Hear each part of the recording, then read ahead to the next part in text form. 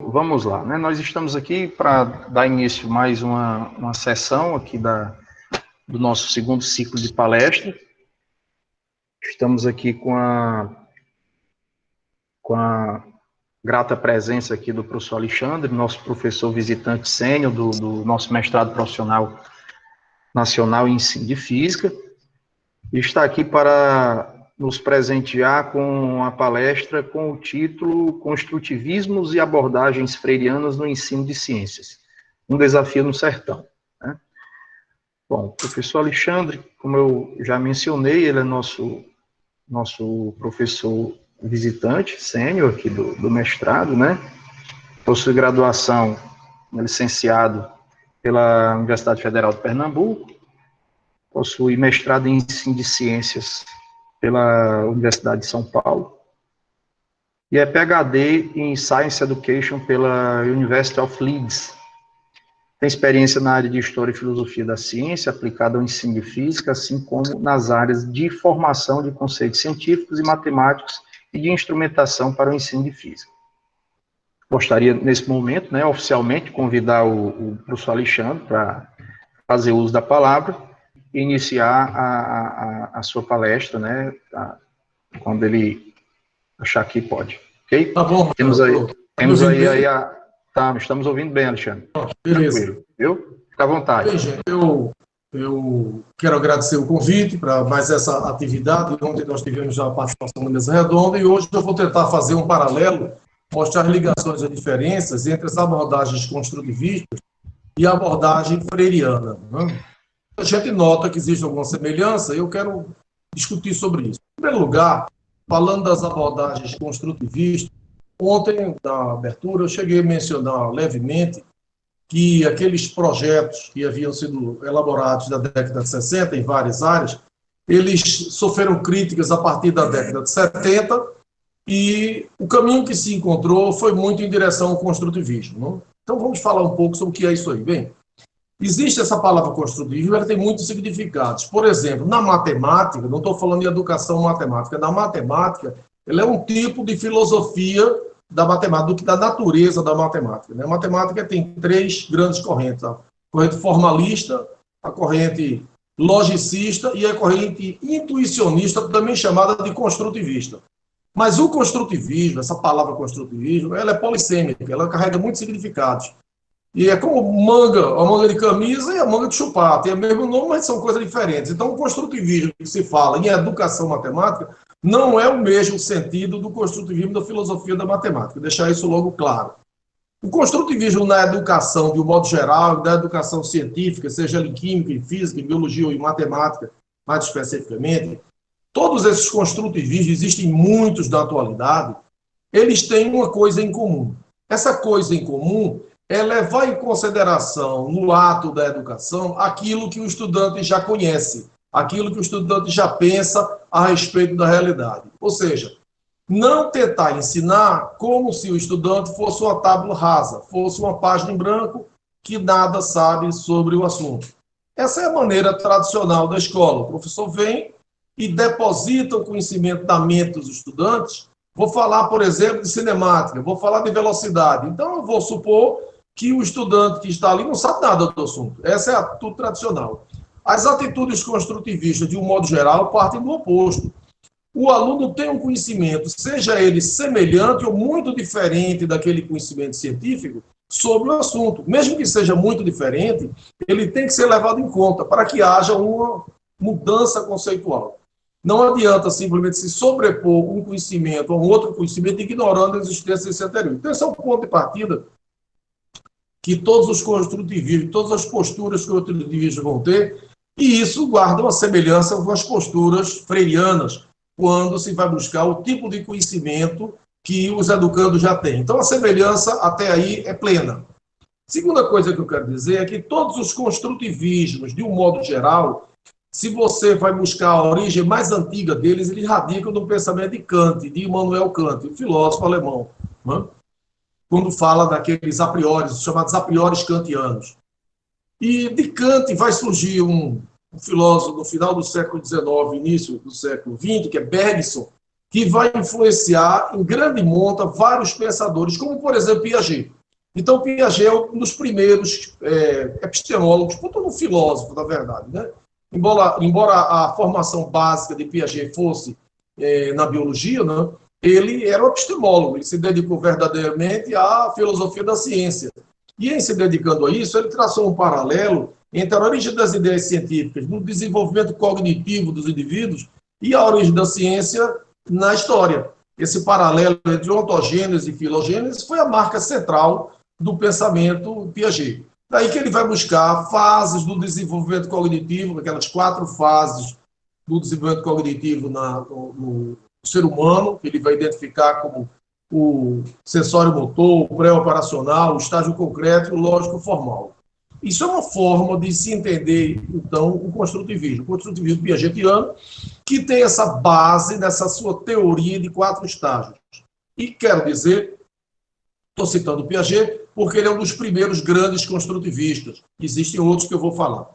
Então, a teoria de Piaget ela é centrada nesse paralelo entre o desenvolvimento cognitivo do indivíduo e o desenvolvimento histórico. É preciso dizer que os dados que Piaget conseguiu foram muitos dados que ele fez com os seus próprios netos, não é? Entrevistas que ele fez com os seus próprios netos. Mas uma sequência de vários seguidores dele fizeram entrevistas, essas abordagens piagetianas com uma quantidade enorme de indivíduos. Não é? E é um paradigma. Não é? Eu estudei bastante a teoria de Piaget, mas não me considero piagetiano nem um seguidor das ideias piagetianas. Existem muitas outras abordagens de construtivismo, e embora Piaget tenha uma abordagem muito profícua, as abordagens educacionais em ensino de ciência e matemática, que seguem a lei de Piaget, sempre tentaram fazer o seguinte, tentar encontrar qual é o estágio de desenvolvimento que um certo estudante estava, dizer assim, por exemplo, esse indivíduo vai estudar física, ele precisa de ter um certo acesso às estruturas lógicas do pensamento, ele deveria estar num estágio do pensamento lógico formal. Mas aí eu faço alguns testes, algumas entrevistas, e identifico, isso numa abordagem piagetiana, bem piagetiana, e eu identifico que ele ainda não está no estágio lógico formal, ele está, digamos, preso no estágio concreto, ele só aprende com manipulações. Muitos educadores vestiram essa camisa, adotaram isso como um dogma, com a sua Bíblia, e conduziram o seu ensino dessa maneira. Alguns tiveram relativo sucesso, a maioria eu relativizaria esse sucesso. Por quê? Porque, na verdade, a própria existência desses estágios deve ser tida como um construto, né? Uma ideia teórica que Piaget lança e tenta buscar evidências observacionais. Ele não tira isso exatamente do experimento. Não? Outra coisa é que essa concepção de Piaget ela estava era fortemente decorrente da influência que ele sofreu do chamado Grupo Bourbaki. O Grupo Bourbaki era um grupo de matemáticos franceses, de algebristas principalmente, como Jean Dieudonné, que digamos, era o chefe, o papa realmente do grupo. E Bourbaki é o nome que eles inventaram. Eles publicaram vários artigos e colocavam o nome, em vez de botar o nome de Jean Dieudonné e dos outros, eles botavam Bourbaki, Nicolas Bourbaki. Esse cara nunca existiu. Isso era uma fantasia, um pseudônimo que eles criaram para o grupo. Depois se soube, era uma brincadeira quase. Mas qual era do Grupo Bourbaki? O Grupo Bourbaki tinha uma postura, do ponto de vista da matemática, formalista. Eles queriam mostrar que toda a matemática era possível de ser logicamente deduzida a partir de alguns princípios elementares. E eu diria que eles tiveram um relativo sucesso em boa parte da matemática. Estavam conduzindo, digamos, o seu programa de pesquisa, a sua tentativa de conseguir fazer a matemática toda poder ser deduzida a partir de certos princípios básicos. Disso decorreu uma coisa muito influente para a educação, que é o projeto chamado Matemática Moderna. As pessoas mais antigas, da minha geração, da geração do Carlos Luiz e outras pessoas assim, dessa faixa, devem se lembrar que estudaram por livros mais antigos, não é? Livros que, por exemplo, o antigo curso científico, estudava progressão aritmética, progressão geométrica, logaritmos, equações exponenciais, coisa dessa maneira. Já no programa de matemática moderna, se começava logo com teoria dos conjuntos, e da teoria dos conjuntos se tentava tirar tudo, inclusive a geometria. Eu estou dizendo isso porque esse programa, enquanto programa de matemática, de educação, esse programa empancou num teorema célebre que chama Teorema de Gödel. Gödel provou, da década dos 30, que isso não era possível. que o projeto formalista é irrealizável. De certo modo, o grupo Bourbaki perdeu muito da sua força, mas a parte da obra que eles construíram ainda é admirável. Bem, Piaget, orientado, influenciado por esse grupo Bourbaki, tentou fazer para o pensamento humano, para a cognição humana, encontrar certas estruturas lógico-matemáticas do pensamento. Há um livro dele, que parece um livro de matemática, né? Que ele identifica 16 estruturas matemáticas lógicas do pensamento. Esse é o livro que as pessoas menos leem. E daí ele partiu para outros livros, conceito de tempo, conceito de movimento, etc. Tal, decorrendo disso daí. Eu vou tentar encurtar, porque se for dar um curso só sobre Piaget, o curso se alongaria muito. Mas o fato é que, depois de um certo tempo, muitos estudos Piaget, que dominaram principalmente os anos 70, nos anos 80, eles se tornaram démodé. Hoje em dia, claramente, continuar trabalhando no programa piagetiano é possível, mas é fora de moda. O que se percebeu é que os construtivismos, de um modo geral, poderiam ser mais amplos, não se fixar exclusivamente nesses 4 estágios com a posse de determinadas lógicas matemáticas, operações, estruturas do pensamento lógico-matemático. Outra coisa que Piaget não levou em consideração foi a questão da interação social. Piaget não era um educador, né? Piaget nunca foi um educador. Também nunca foi nem um psicólogo, mas influenciou muito a psicologia cognitiva, né? Ele criou praticamente um ramo da psicologia cognitiva desenvolvimentista, que vai levar a cognição e ligar ao desenvolvimento intelectual dos seres humanos, dos indivíduos, e isso vai impactar muito da educação, principalmente da educação e ciência. Então, hoje em dia, muita gente se refere a Piaget quase como se fosse um educador, ou como se ele tivesse sido educador mesmo em ciências. Muitos piagetianos, eu diria que quase a maioria hoje em dia, são pessoas que trabalharam na educação em ciência. Mas ele não considerou, e depois ele passou a fazer palestras sobre educação. Eu mesmo assisti uma palestra dele sobre educação, um minicurso, em 1980, e os seus seguidores, basicamente, tentaram identificar os estágios e tentar acelerar, ver como era possível que o indivíduo acelerasse de um estágio para o outro. O próprio Piaget disse que achava que era impossível se queimar etapas, se passar de um estágio diretamente para um outro estágio superior queimando etapas. Bem, mas ele não levou em consideração a questão da interação social entre os indivíduos, nessa questão de se levar em consideração o conhecimento desses indivíduos e como é que eles poderiam mudar esse conhecimento. Ele não levou em consideração essa interação social, ele mesmo admitia isso, que não era uma preocupação dele. Outros construtivismos, outras abordagens construtivistas, levaram fortemente em consideração essa interação social. Essas escolas são chamadas geralmente de socio-interacionistas. A principal escola socio-interacionista é aquela que trabalha com a teoria da atividade, é a escola russa, que o nome principal é o nome do Lev Vygotsky, mas temos também o nome do Luria, do Leontiev, do Galperin. Galperin já é um personagem mais recente, né? Essa tríade, Luria, Leontiev e Vygotsky é a tríade original. Vygotsky, infelizmente, é um indivíduo que foi contemporâneo de Piaget, mas enquanto Piaget viveu muito, já morreu muito velhinho, infelizmente Vygotsky morreu jovem ainda, né? Embora as suas ideias originais sejam contemporâneas, a obra de Vygotsky deixou para exercer uma influência posterior. Por isso que muita gente, às vezes, pensa que as ideias de Vygotsky vêm depois das ideias de Piaget. Não é exato que tenham vindo depois das ideias de Piaget. É que a influência maior das ideias, principalmente no Ocidente, né, na Europa, nos Estados Unidos, no Brasil, a influência maior veio depois de Piaget. E é interessante que se nota que Vygotsky, digamos assim, ele é mais moderno do que Piaget.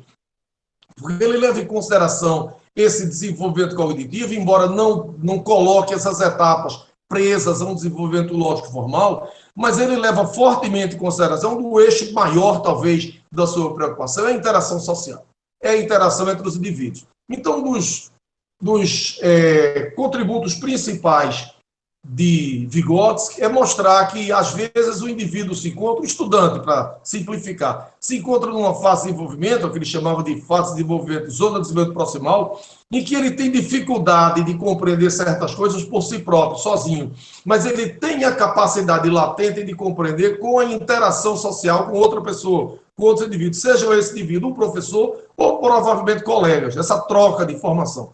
Daí que as organizações das aulas, baseadas nas ideias do grupo socio-interacionista, principalmente Vygotsky, levam muito em conta essa questão das interações sociais. Bem, até aí, existe uma grande semelhança entre o que eu vou falar de Paulo Freire. Paulo Freire também vai levar em conta essas interações sociais, portanto, ele se assemelha mais a Vygotsky do que as abordagens de Piaget, que não levava tanto em conta essas interações sociais. Ele se assemelha aos dois, no sentido de que valoriza o conhecimento prévio trazido pelos educandos, mas se aproxima mais de Vygotsky, porque valoriza também a interação social. Então, eu vou dizer que esses construtivismos, de um modo geral, eles conduziram um problema que se pode chamar o problema da mudança conceitual. O que é que nós vamos fazer? Porque dos anos 80, 70 e 80 principalmente, muitos trabalhos aconteceram, foram realizados por pesquisadores, tentando identificar o que se chamou de concepções intuitivas, ou depois passou a se chamar de concepções misconceptions, ou concepções, estruturas alternativas, alternative frameworks, que é a expressão em inglês, né? Estruturas alternativas, elas deviam estar ligadas entre si através de uma rede ou de um mapa. Uma das principais pesquisadoras que trabalharam nisso foi minha professora da Inglaterra, a professora Rosalind Drive, saudosa professora Rosalind Drive, já falecida em 1997, né? Então, o construtivismo sofreu essas várias mudanças, inclusive passando por o chamado construtivismo radical de von Glatzfeld, que dá na etnomatemática, vai desembocar da chamada etnomatemática, e todas essas vertentes de construtivismo, elas conduziram ao problema da mudança conceitual. Alguns falaram da chamada integração conceitual, que você poderia integrar o novo conhecimento sem desprezar o antigo. E outros disseram simplesmente que era possível transformar esse conhecimento antigo num conhecimento novo. Eu tenho certas restrições quanto a essa possibilidade, porque, às vezes, o estudante apresenta formas de pensar sobre determinados fenômenos da natureza que são completamente incongruentes com a forma de pensar científica. É como se na ciência nós quiséssemos transformar um modelo geocêntrico e um modelo heliocêntrico. Eles são líquidos immiscíveis. Não dá para você transformar. Você tem que fazer um corte epistemológico. Você tem que realmente mudar as suas linhas de pensamento para passar de um para o outro. Mas existem também formas de pensar que, com algumas mudanças, você transforma uma em outra, na mudança em direção ao paradigma vigente. Então, são coisas importantes de se detectar, porque nem toda mudança conceitual se dá da mesma maneira. É toda uma complexidade que está envolvida nessa problemática educacional e também epistemológica. Bem, no caso dos vários construtivismos, essa preocupação sempre se deu, mesmo quando se tratava das abordagens interacionistas, ela sempre se deu ao nível da interação entre indivíduos, sem levar em conta a perspectiva social. Esse é o ponto central que vai nos levar a traçar a diferença para Paulo Freire, né? Então, eu vou falar um pouco sobre Paulo Freire, remetendo a comparações agora do que eu já falei do construtivismo. Bem, Paulo Freire jamais gostou de se identificar como sendo um contribuinte de uma teoria psicológica. Ao contrário, ele sempre tentou chamar de psicologismo, que é claramente o sufixo ismo, é um sufixo pejorativo, quando se tentava dar explicações a problemas da educação, exclusivamente remetendo-os à esfera do indivíduo. Ele dizia que a coisa é muito mais complexa, que parte pode residir no indivíduo, mas parte dos problemas de aprendizagem reside principalmente no tecido social, na interação social entre os indivíduos. Esse é um ponto central de divergência. Então, não se deve comparar exageradamente Paulo Freire com os construtivismos, apesar de haver essa semelhança de levar em conta ambas as posturas, construtivista e freiriana, levar em conta o conhecimento prévio dos indivíduos, e mesmo as posturas socio-interacionistas levar em conta essas interações, mas em Paulo Freire nós vamos encontrar algo bem diferente. Que eu diria que Paulo Freire, não vou citar cronologicamente, mas do ponto de vista das suas ideias, ele é mais moderno, ele é mais atual. E é mais polêmico, claro, é mais polêmico, né? Eu diria que é mesmo revolucionário, né? Paulo Freire Assim como o Piaget, ele era um filósofo. Enquanto que Piaget, digamos, era um filósofo do conhecimento, era epistemólogo, Piaget era um filósofo da educação. Essa é a grande questão. Piaget Paulo Freire não criou exatamente um método, mas ele criou uma abordagem da educação. O grande livro dele, existem muitos livros dele, muito interessantes, mas há muita coisa repetida. Ele mesmo dizia, eu sou um filósofo do óbvio. Ele sabia que repetia as coisas, e a principal obra dele, isso é ouvido da boca dele mesmo, né? Tive a oportunidade de conviver com o Paulo Freire na PUC de São Paulo, embora não tenha estudado lá, mas eu frequentava a PUC, e tive várias ocasiões de conversar com o próprio Paulo Freire. E a obra central do Paulo Freire é a Pedagogia do Oprimido. É um livro mais rigoroso, um livro que põe todas as suas categorias de pensamento muito claramente, e é sobre elas que eu quero falar agora para entrar na questão do projeto. Eu quero falar das categorias do pensamento freiriano, não é? Não vou perder tempo, digamos, falando da sua origem histórica, de como que ele se conduziu a sua formação, mas é importante saber que ele foi formado em Direito, ele era um professor, inicialmente ele era professor de português, e que construiu uma obra filosófica, uma obra em termos de filosofia da educação, e que o levou, numa das primeiras experiências que ele fez aí em Angicos, no estado do Rio Grande do Norte, ele construiu uma experiência em alfabetização de adultos. Aí ficou muito conhecido como sendo um filósofo da alfabetização de adultos, mas não é verdade.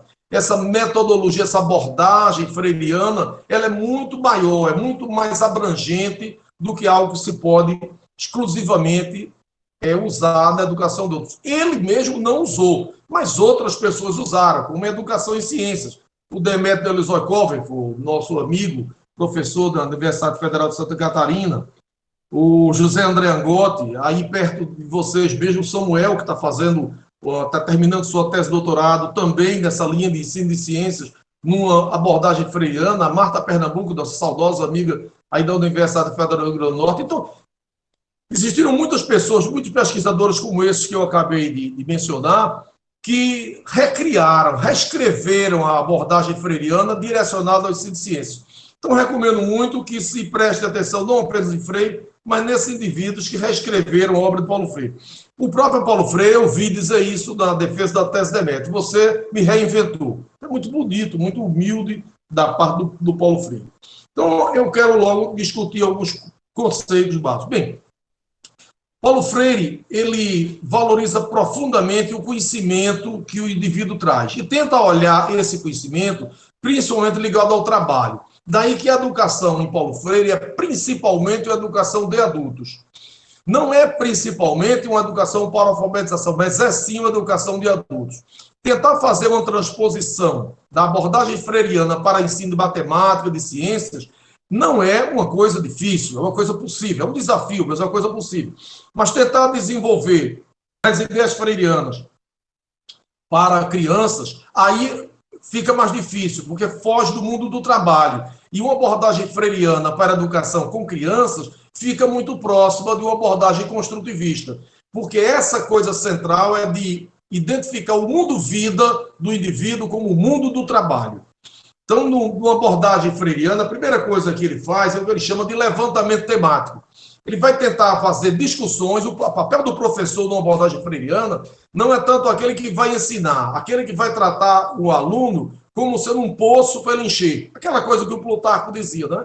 O estudante não é um poço que você deve encher, mas a mente do estudante é uma fogueira que se deve acender. Então, a postura do Paulo Freire é socrática. É uma postura decorrente de Plutarco. Socrática no sentido de que ele vai discutir as ideias, as visões dos indivíduos sobre a realidade que eles vivem, que eles estão inseridos. Vai tentar buscar as suas explicações e vai tentar explorar os limites explicativos. Como?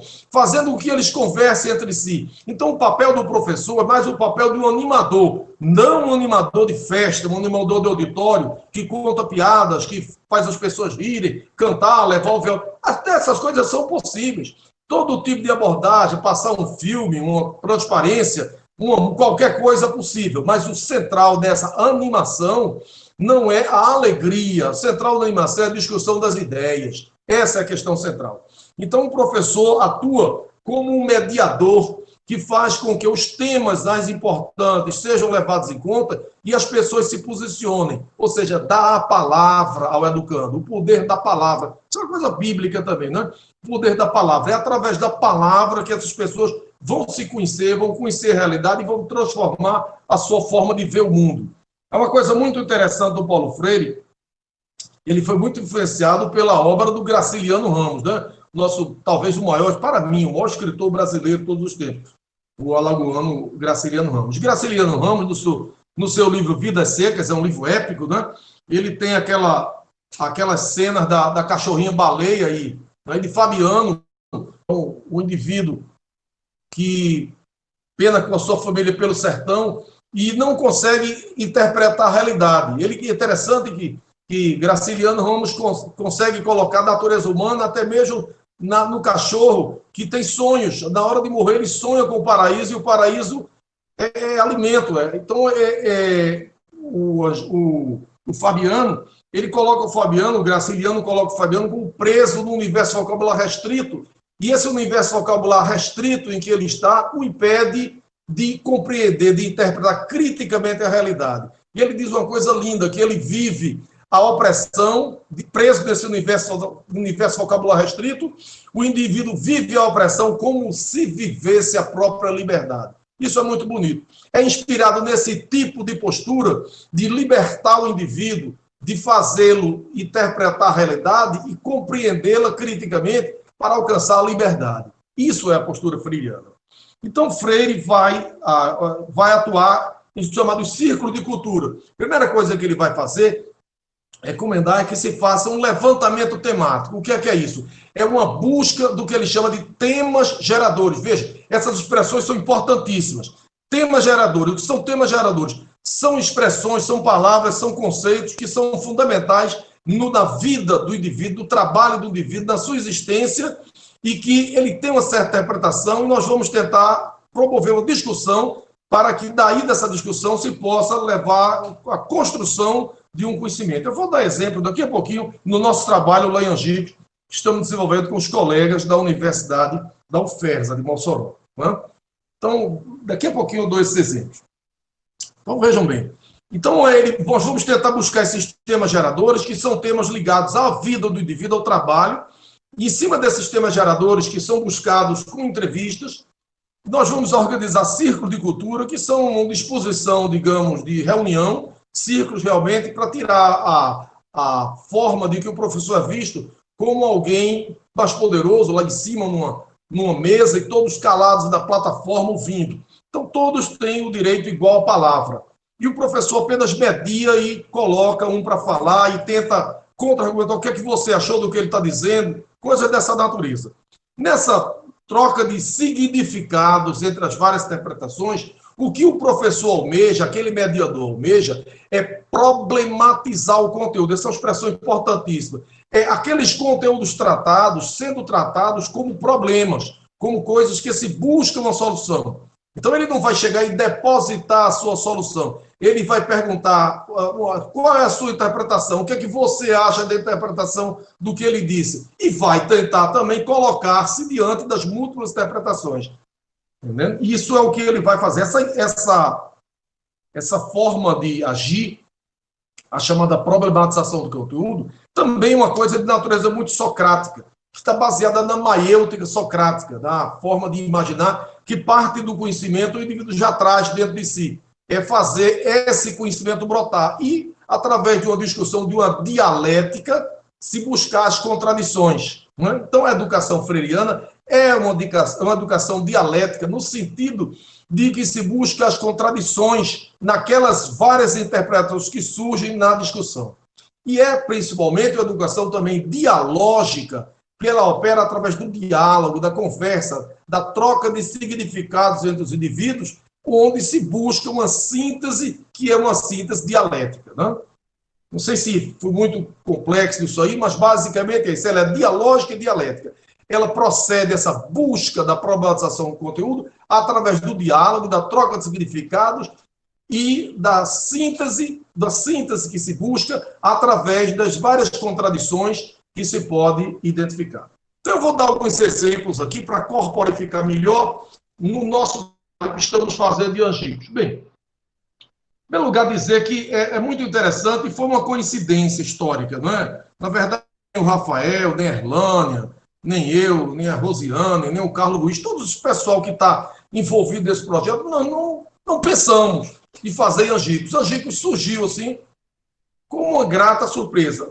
Nós, então, fizemos uma reunião em Angicos com os monitores, uma primeira reunião, depois fizemos já uma reunião lá, segunda reunião em Angicos, e depois mais uma reunião em Mossoró, fizemos 3 círculos de cultura, e vou referir ao segundo, que foi o principal, né? Demos o pontapé inicial, porque no primeiro a gente tentou ver as visões de educação e de ciência dos nossos monitores, que inclusive deu um trabalho que a Rosiane publicou e apresentou no congresso, né? Depois eu falo sobre isso. E quando nós começamos, então, o nosso círculo de cultura, fizemos um levantamento temático inicial. Então, a primeira coisa que eu perguntei, como meu papel de animador, não de professor, naquele círculo que estava ali de indivíduos, é como é que as pessoas ganhavam a vida. Então, basicamente, todos apontaram na mesma direção, ou ganhavam a vida trabalhando na prefeitura ou no campo. E eu perguntei, onde é que vocês acham que existe mais ciência facilmente se encontrar? E eles disseram que era no campo. Eu perguntei quais eram os problemas, quais eram os problemas que existiam no campo para se ganhar a vida. E eles disseram que um dos problemas era a posse da terra. Isso é um problema interessantíssimo, que você deve levar em conta. Outro problema era a questão da água. Eu perguntei qual era o problema da água, porque é muito fácil chegar a dizer falta água. Não é verdade exatamente que falta água. Eu perguntei qual é o problema da água. Alguns disseram falta água. Aí eu perguntei a outros, falta mesmo água? Aí o silêncio, de repente, você o que é que acha? Disse, não é que falte, é que a água é irregular. Olha, já melhorou.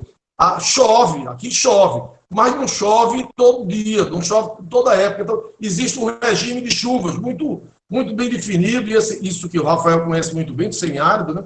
E o problema não é exatamente a falta de chuva, o problema se dá no armazenamento da água e na distribuição dessa água, né? Então o problema já mudou de foco. Então a gente entrou, por exemplo, como é a distribuição da água? A distribuição da água é o seguinte, existem alguns poucos açudes, e a gente vai problematizar o açude. Eu estou ouvindo a palavra açude. E depois a água é distribuída a partir desse açude, porque o açude é grande, nem todo mundo mora junto do açude, a água é distribuída. Então, primeira coisa que eu problematizo com o pessoal é, vocês acham que é interessante a ideia de se fazer um único açude?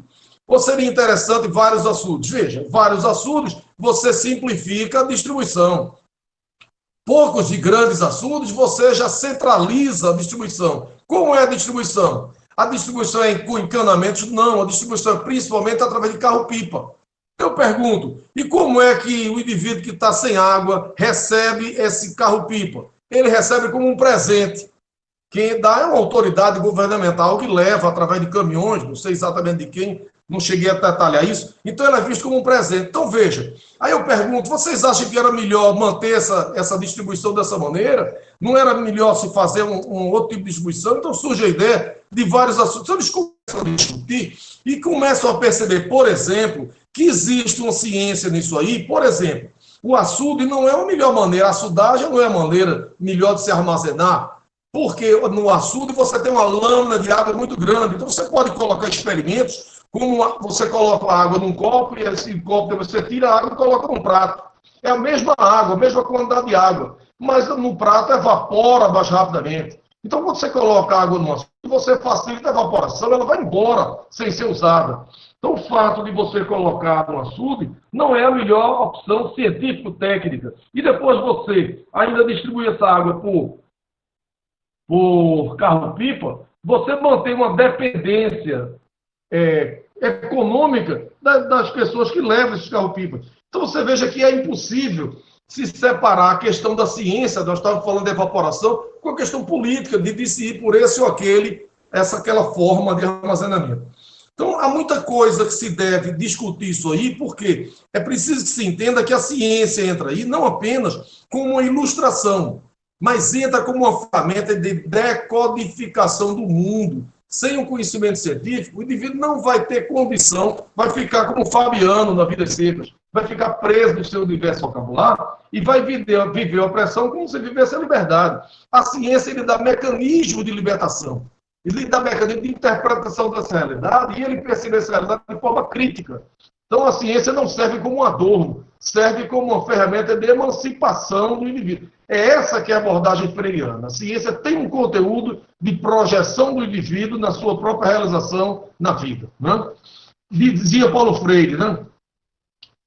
Vou citar aqui de um trabalho que a gente fez, eu e a Rosiana fizemos a respeito de uma coisa muito interessante, de conhecimento popular. Vocês conhecem essa coisa de andar sobre brasas, né? Muita gente, não sei se já está se perdendo, mas principalmente na época do São João, algumas pessoas caminham sobre brasas e acham que isso vem de fatores religiosos, místicos, né? E Paulo Freire dizia uma coisa muito interessante, a gente desse artigo que escreveu, a gente dá uma explicação científica por que é que se pode caminhar sobre brasas em certas e determinadas condições. E aí eu passo para uma citação de Paulo Freire, porque infelizmente o tempo é muito curto, que Paulo Freire dizia: impõe-se uma modalidade de ação, estou falando da educação, uma educação libertadora, através da qual, dessa educação libertadora, culturalmente se enfrenta a cultura do silêncio, que é a da educação tradicional, a cultura do silêncio. Há o que sabe e fala, e há o que não sabe e se cala. Se enfrenta a cultura do silêncio e se opere a extrojeção dos seus mitos. Nessa modalidade de ação, a realidade que mediatiza seu sujeito se entrega à admiração destes, constituindo-se como objeto de conhecimento de ambos, educadores e educandos, educandos e educadores. E diz Paulo Freire, complementando, é uma tentativa corajosa de desmitologização da realidade. É preciso combater os mitos, é preciso combater o mito, né? Mais do que nunca, né? Se desmitologizar a realidade, tirar esse veio de fake news em que a nossa realidade cada vez mais está embebida, né? É um esforço através do qual, num permanente tomar distância da realidade, em que se encontra mais ou menos imerso, né?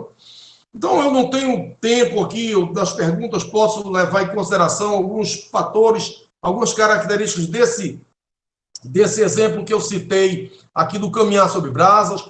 Posso também citar exemplos característicos da física que está embutida nessa busca da água, por exemplo, do sertão, de um conhecimento que as pessoas têm e que é preciso valorizar. Às vezes é preciso dizer que existe realmente uma ciência disso aí e construir, chegar à ciência paradigmática através do conhecimento que ele já possui. Então, há sim, com certeza, um paralelo em construtivistas, nas abordagens construtivistas. Mas há muito mais que isso. Há um libertar, uma busca da educação como uma busca da liberdade, muito além do construtivismo, mesmo dos construtivismos de abordagens socio-interacionistas. Eu gostaria de falar um pouco mais das exemplificações da física que está contida em exemplos como esse. Por exemplo, nessa questão, vou me reportar a questão específica do caminhar sobre brasas, para deixar a questão da chuva, que é do nosso projeto, para as perguntas, tá bem? Por exemplo, do caminhar sobre brasas, que é uma coisa meio mítica, né? Como é que as pessoas conseguem, com sucesso, caminhar sobre brasas sem se queimar? Então, eu vou dar logo a abordagem científica, né? Como é que a ciência pode explicar o caminhar sobre brasas? Porque, mitologicamente, não, é um poder divino, o cara se concentra e pede ao santo protetor que não deixe queimar. Mas não é bem assim. Há um certo número de teorias, e estou falando já como professor de física, né, que tem sido apresentada para explicar o fenômeno do caminhar sobre brasas, né, uma coisa muito estudada, e que pode ser encontrada na leitura especializada de física. Isso é explicitamente estudado por um indivíduo chamado Leidenfrost, daí que o efeito Leidenfrost, né? Aí tem vários, McCarthy, Likinde, Taylor, Walker, vários, né? E elas podem ser vistas, essas várias explicações, como complementares umas das outras, para dar conta da complexidade desse fenômeno em causa. Eu vou citar apenas alguns. Por exemplo, o carvão de madeira seca, sobre o qual as pessoas normalmente caminham, usado por aqueles que caminham sobre brasas, ele conduz o calor de um modo muito pouco eficiente, né? Esse carvão de madeira seca. O carvão em si mesmo pode estar muito quente, mas ele não transfere o calor rapidamente para qualquer coisa que toque no mesmo. Isso é uma coisa importantíssima. É questão da transferência do calor. Para que tal condução de calor se processe, é necessário um certo tempo de contato que os caminhantes evitam atingir pisando rapidamente sobre as brasas. Esse é o primeiro ponto. Mas, claro, não é o único. Um segundo ponto, por exemplo, é que os pedaços de carvão têm superfícies muito irregulares. E, desse modo, a área real da superfície de contato dos meios com os pés do caminhante é muito pequena.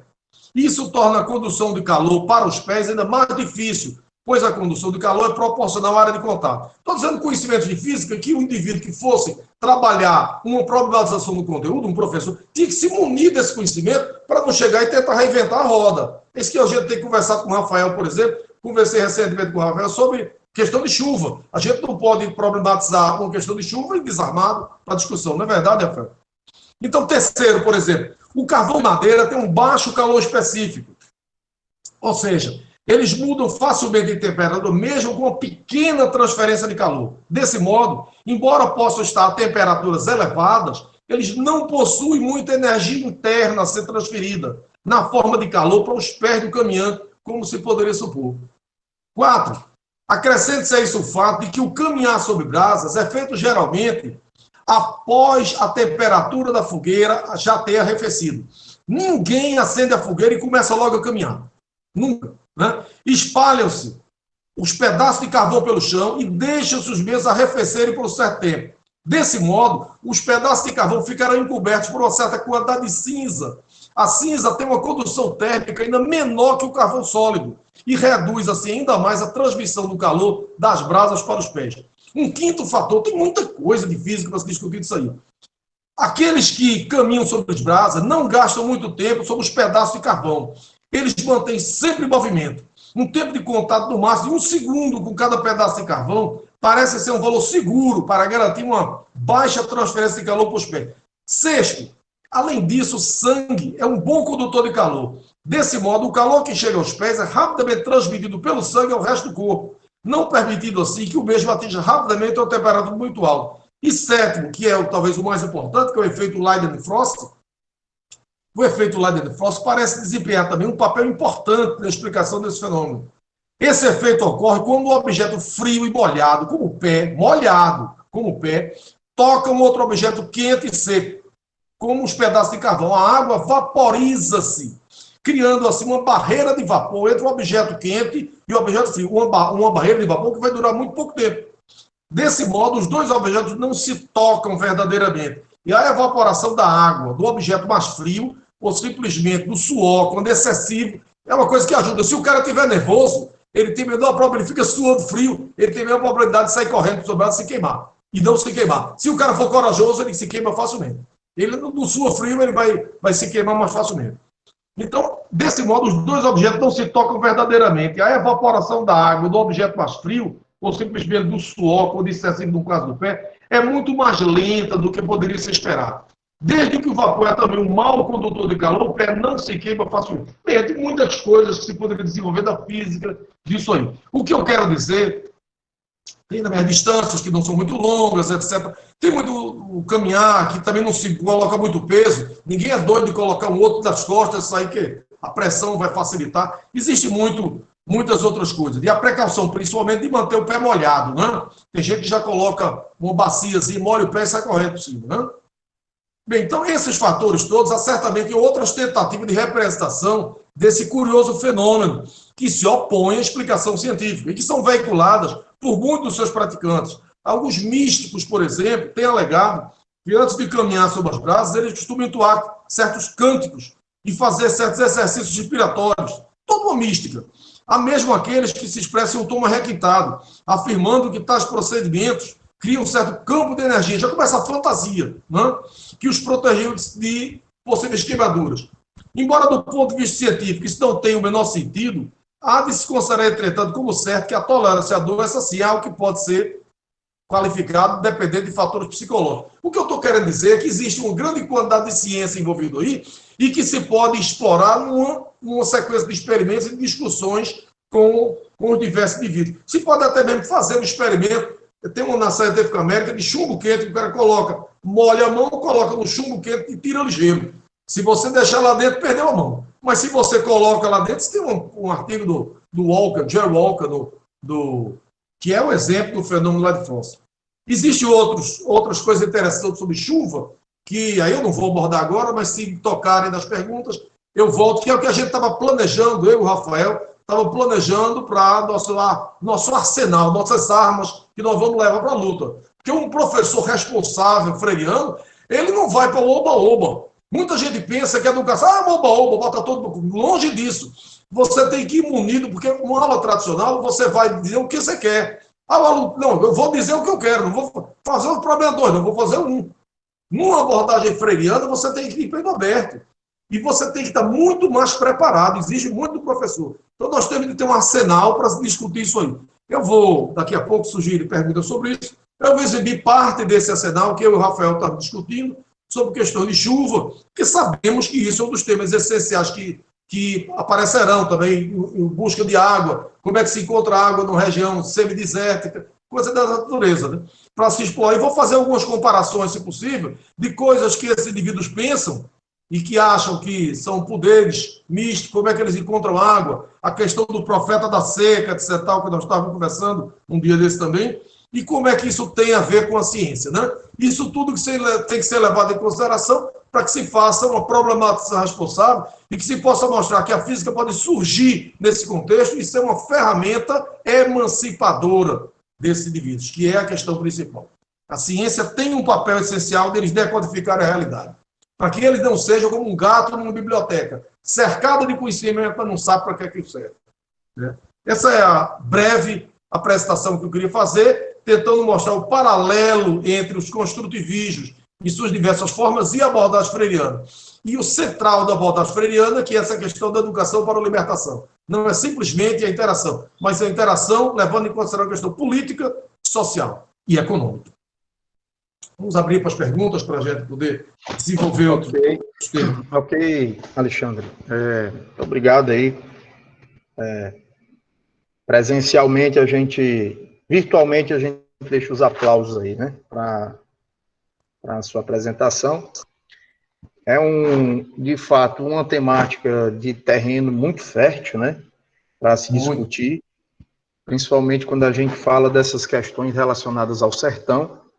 E, como o Alexandre costuma dizer, que é o grande diferencial que a gente pode trabalhar aqui, né? É exatamente trabalhar essas questões relacionadas ao semiárido. Isso é o que nos vai fazer, digamos assim, diferentes do ponto de vista de desenvolvimento da ciência, né, propriamente dita, quando relacionada com outros lugares, né?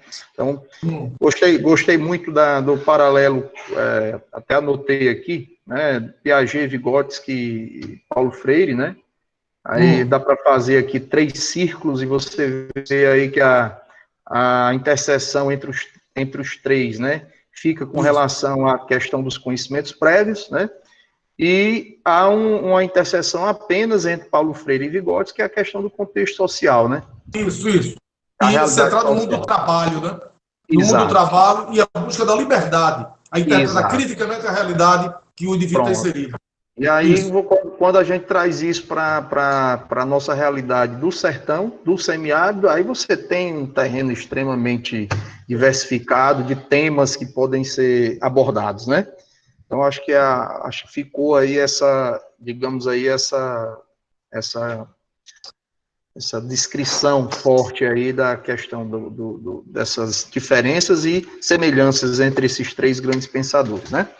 Bom, então, isto posto, né, eu vou abrir agora aqui para o professor Carlos Ruiz, né, deixou aqui os parabéns pela apresentação, disse que vai sair porque precisa participar de um evento do Departamento de Física, desejo uma boa tarde a todos, estou passando a mensagem aqui, e agradeço a presença aí do professor Carlos, né, um colaborador nosso aqui do mestrado, e nos encontramos, temos aí a palestra na sexta-feira, né, professor Carlos? Então, fica à vontade, obrigado pela presença. Com relação às inscrições, eu passo a palavra aqui para o professor Marcelo Coelho. O professor Marcelo, ele é professor do IFRN, nosso colega vizinho aqui de instituição, né? E também professor efetivo do mestrado, né? Fique à vontade, Marcelo. Opa, está me ouvindo? Marcelo. Olá, boa tarde. Primeiro, parabenizar o Alexandre aí pela maravilhosa exposição.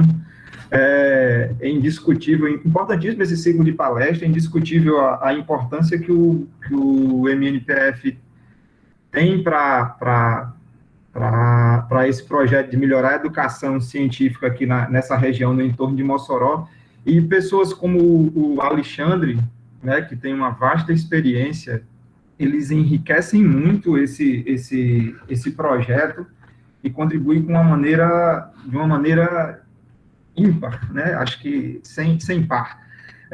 Alexandre, a minha pergunta, ela está relacionada com a questão da viabilidade dessa pedagogia freiriana num ambiente de ensino formal. A pergunta é meio esticada, eu escrevi aqui para não me perder, certo? Então, eu vou ler o que eu escrevi. Paulo Freire, ele não distancia o político do educador. O fazer do educador é um fazer político. A posição dele é de uma educação para superar a dicotomia opressor-oprimido. Nas palavras dele, vou citar ipsis literi, se a prática desta educação implica o poder político, e se os oprimidos não o têm, como então realizar a pedagogia do oprimido antes da Revolução? Aí ele dá uma resposta prévia. Poderemos afirmar que um primeiro aspecto dessa indagação se encontra na distinção entre a educação sistemática, a que só pode ser mudada com o poder, e os trabalhos educativos, que devem ser realizados com os oprimidos no processo de sua organização. Pelo que se depreende de sua leitura, ele não considera suficiente problematizar o conteúdo. Além disso, ele prima pela problematização do conteúdo programático. Para Paulo Freire, não é suficiente que eu chegue, abra o livro e problematize o que está no livro. Ele acha que isso aí ainda é trair o projeto, porque eu deveria, junto com o público, escolher o que deveria ser ensinado, e não só problematizar o que está lá. Aí a pergunta é a seguinte, a pergunta propriamente dita, como podemos fazer isso na educação formal se nós estamos engessados pelo programa? Problematizar o conteúdo que nos é obrigado a lecionar. Não é uma abordagem superficial da sua pedagogia. Nessa perspectiva, ele não acaba por se reduzir ao que hoje em dia a gente chama de educação CTS? Marcelo, sua pergunta é muito inteligente, veja bem, importantíssimo. Olha, primeiramente eu quero concordar contigo que a proposta freiriana não é uma proposta de educação formal. Não é uma proposta a ser desenvolvida numa sala de aula tradicional, seguindo currículos tradicionais e usando livros didáticos tradicionais. Com certeza não é isso. Dito isso, vem o problema que você colocou. Como é que o professor pode desenvolver se ele está preso a determinados currículos? Bem, primeira coisa é o seguinte, a organização da sala de aula, transformar num debate, isso é fácil de se fazer. O professor não é obrigado a deixar aquela configuração de cadeiras, todos presos no mesmo lugar, e o professor lá em cima. Então, formar um círculo e fazer uma discussão aberta é muito simples. Segunda coisa, se você estiver trabalhando com adultos, é mais fácil. Com criança, eu não sei te responder, sinceramente não sei. Eu acho que com criança se aproximaria menos do mundo do trabalho e mais do mundo do brincar, e aí seria mais para uma postura construtivista. Mas, se tratando de adultos, você facilmente poderia discutir essas temáticas, exemplificando ou tomando as discussões a partir do mundo do trabalho e levantando essas discussões. Mas aí entra um terceiro fator que você levantou muito bem. Mas como é que eu vou fazer isso se eu vou ter de fazer um levantamento temático e eu tenho um programa a cumprir? O programa diz que eu tenho que ensinar, tem que ensinar cinemática, depois tem que ensinar dinâmica, estática, momento linear, energia cinética, gravitação, hidrostática, tem essa coisa a cumprir. Olha, a primeira resposta que eu te dou é o seguinte. A maioria dos professores que dizem que isso é um empecilho é que, na verdade, eles não querem o desafio do novo. Por quê? Dizer que dão um programa sem dar, eles já fazem passando o ano inteiro estudando cinemática. Eu diria, sem medo de errar, que a maioria dos professores dos colégios que ensinam mecânica, por exemplo, no primeiro ano colegial, eles têm aquele programa que vai desde cinemática até gravitação universal e ondas, e o aluno nunca ouve falar em outra coisa, não sei, V igual a V0 mais A delta T. O S igual a S0 mais V0 T mais o meio de até 2. Então é o ano inteiro falando aquilo, às vezes nem gráfico se discute. Então, não é tanto o problema de não poder desafiar os currículos, porque esses já são desafiados.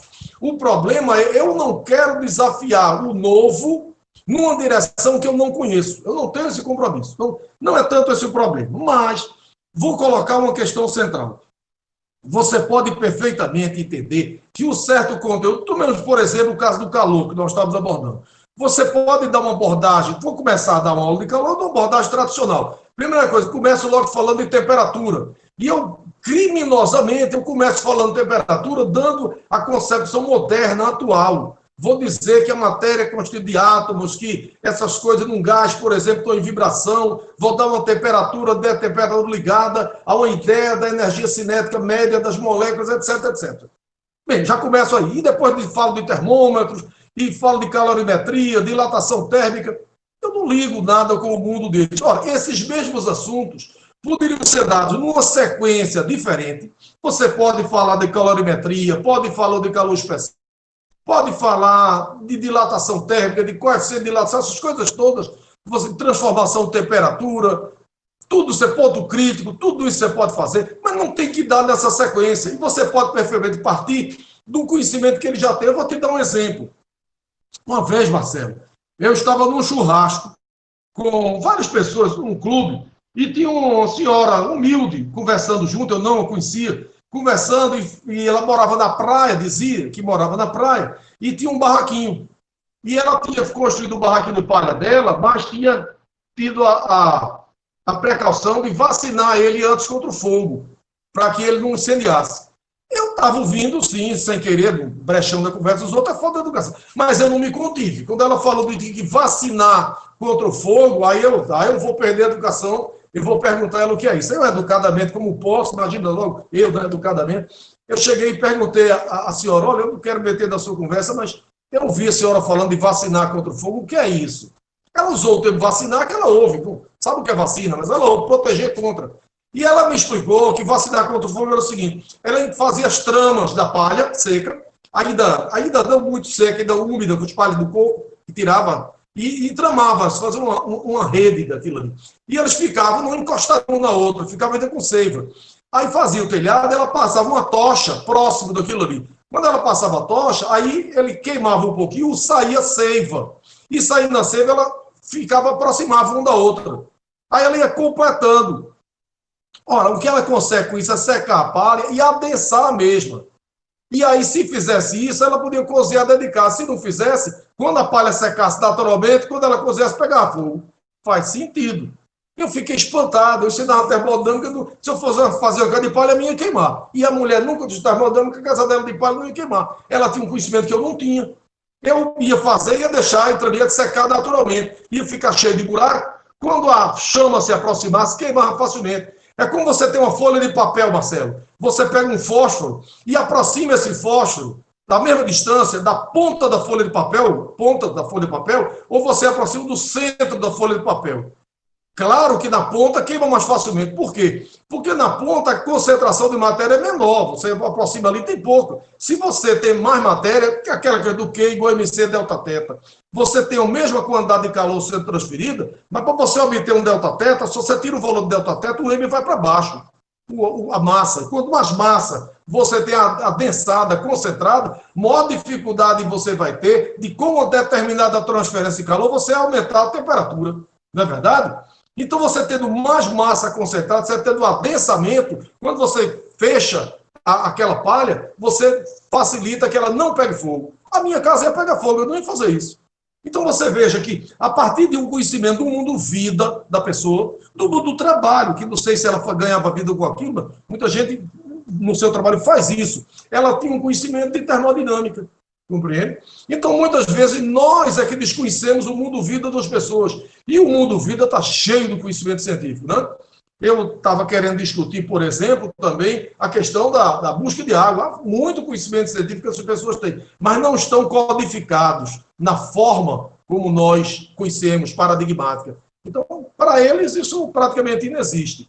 Eu acho que é possível o desafio de, mesmo numa educação formal, se conseguir fazer um levantamento temático e se discutir em círculo de cultura aqueles mesmos conteúdos numa ordem diferente e apresentar esses conteúdos. Agora, é o desafio. Não é uma coisa que está pronta, não está escrito no livro como é que isso é feito. É um desafio, com certeza. A educação freiriana é muito mais difícil de fazer para o professor do que ter um livrinho e beia-barra sair citando o que está no livro. Por isso que todo mundo prefere seguir um livro didático, por ruim que ele seja.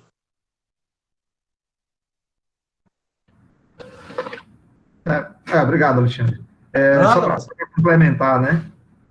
Inclusive, acho que essa dificuldade ela algumas vezes não está nem na falta de vontade do professor de sair de uma zona de conforto, né?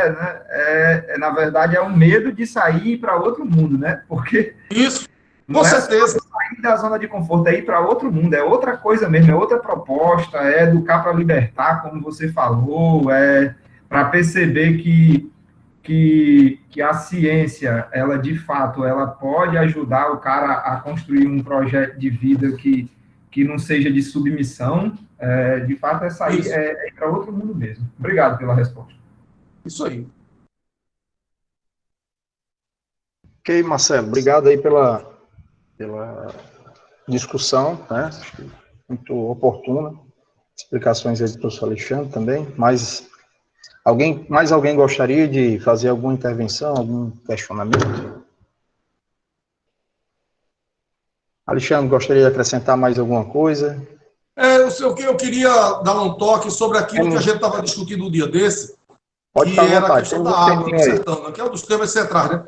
A gente estava conversando desse, sobre como é que se faz, não vou nem levantar a questão das nuvens, da atmosfera, essa dinâmica da atmosfera, você entende muito mais. Mas, por exemplo, essa questão de localizar água, que muita gente usa radiestesia. É uma prática mítica que as pessoas usam com uma varinha, né? Uma forquilha e saem procurando água, né? O que é que existe? Aparentemente não tem nada de ciência daquilo ali. Mas, se você for olhar o que eles fazem, de fato, ele pode até... Existe o cara que faz com picaretagem, existe o cara que faz crente que está fazendo uma coisa certa, que não é picareta. E, às vezes, ele faz imbuído de certos conhecimentos intuitivos da prática, que eu vou discutir isso aí brevemente, né? Por exemplo, como é que eles tentam buscar água? Será que essa forma de buscar água no subsolo, eles tenham sucesso? Às vezes tem. Eles alegam poderes divinos, mas a gente sabe que isso não é verdade, né? Que tipo de terreno, por exemplo, eles se recusam a procurar? Naqueles terrenos que eles identificam pela sua experiência de vida, claros sinais de falta de água do solo, ou melhor dizendo, em terrenos dos quais ele não identifica os sinais da existência da água. Ele não vai procurar. E que sinais são esses? Né? Bem, são muito variados, mas, por exemplo, comecemos dizendo que, em primeiro lugar, uma coisa que ele não sabe, né? Só se acha água porque ela está presente em lençóis freáticos. Isso a gente sabe, né? E eles estão por toda parte, mas não seguramente em todos os locais. Para começo de conversa, a gente sabe também que a água subterrânea tende a se acumular principalmente em fendas geológicas subterrâneas. E não é por acaso que os grandes rios têm os seus cursos sobre essas fendas, né? E também não é por acaso que em locais onde o terreno não é geologicamente muito antigo, como é o caso do Brasil, tais locais de curso de grandes rios sobre falhas geológicas são também propícios a terremotos, como o semiárido, como aquela região perto de Angico, que tem ali uma região que treme ali juntinho, que tem terremotos em João Câmara. Né? Então, há água ali, né? Então, como é que essas pessoas acham lá? Que sinais são esses? Olha, a presença de água subterrânea faz com que, por exemplo, haja uma liberação invisível de vapor. Isso a gente sabe na ciência, né? Que causa, entretanto, um aparecimento perfeitamente visível de nevoeiros baixos, de manhãs. Isso eu vi o pessoal dizer, que você procura água de manhãzinha logo. De manhãzinha você chega no terreiro e procura onde é que tem uma nuvenzinha. Onde tiver uma nuvenzinha, ali é um local bom de se procurar água, né? Do ponto de vista científico, esses nevoeiros baixos são o resultado da condensação de vapor liberado pelo solo e proveniente da água subterrânea existente no local. Não é preciso saber nada a respeito de fenda geológica para perceber ao longo do tempo e da vivência e transmitir esse conhecimento de sabedoria popular que em tais locais de nevoeiro baixo, de manhãzinha, porque depois que o sol sai não tem mais nevoeiro nenhum, geralmente se pode encontrar água subterrânea. Isso é o primeiro indício. E há outros indícios. Por exemplo, outro sinal de presença de água subterrânea está ligada também à liberação invisível de vapor, mas dessa vez ligado mais não mais à condensação do mesmo, que só se dá em caso de baixa temperatura. Mas agora o sinal presente em dia de temperatura elevada. Que sinal é esse? A refração da luz. Olha a física de novo. Já não estou falando mais de condensação. A refração da luz provocada pelo vapor turbulento, oriundo do solo, está quente, que causa uma certa tribulação na visão das imagens. Então, de manhãzinho, você olha assim, o campo, vai percutindo o campo, tem uma direção que o ar está tremendo. Ali em cima daquelas pedras está tremendo. Por que está tremendo? O ar está tremendo. Isso deve ser uma evaporação. Ele não sabe a evaporação, mas da vida diária, ele sabe que cavando naquele tipo de lugar, ali encontra água. Então, eu já dou 2 exemplos. O da tremulação, que tem a ver com a refração da luz, e o do nevoeirozinho baixo, que tem a ver com... Eu tenho muito mais exemplos para dar, não é nesse momento que eu vou dar uma aula sobre isso. Mas eu estou mostrando o seguinte, que de repente você, em vez de chegar e dar uma aula sobre isso, você pergunta, como é que você acha água? Aí, de repente, um daquelas... Não, eu procuro, diz assim, quando onde a vista está cegando, a vista está tremendo, no lugar que a vista treme, deve ter água ali. Tem sentido. Ou seja, ele está falando da refração da luz pela turbulência. Então, você pode pegar de um tema desse, de uma coisa que pode surgir, eu estou dando um exemplo que eu não vi surgir, mas eu estou preparado para a coisa que pode surgir. Eu estou partindo da ciência para a expectativa do que pode surgir. Então, esse é o tipo de coisa que pode surgir. Então, o professor que vai fazer a educação desse, ele tem que ter muito preparo para essa situação. Porque, senão, a sorte passa e ele não aproveita. Uma situação semelhante, né? Quem já se deparou em dias não, aqui é sempre quente na parte da tarde, você está em viagem, né? E de repente você tem a sensação de você estar vendo água ali sobre o asfalto, né? Quando na verdade ali você tem uma reflexão total, você está vendo, na verdade, é o reflexo do céu, né? Ali sobre Rafael, sobre o asfalto. Você, né? Se né? lembra que a gente estava em Angicos? Situação, né? Assim, a gente estava em Angicos e alguma pessoa do restaurante disse assim, eu falando, vendo a gente, olha ali o rio. Disse, cadê o rio? Eu não sei, cadê o rio? Aí eu olhei, aí você foi que me disse, o rio, disse até sorrindo, o rio ali, ele chama de ter um correndo de verde. Claro, tudo seco. Tem um caminhozinho de verde, ali tem um rio. Não estou vendo, mas está embaixo. Então você tem que ver com a mente, não somente com os olhos. E o matuto vê, ele olha, o rio ali. E a gente da cidade não vê o rio.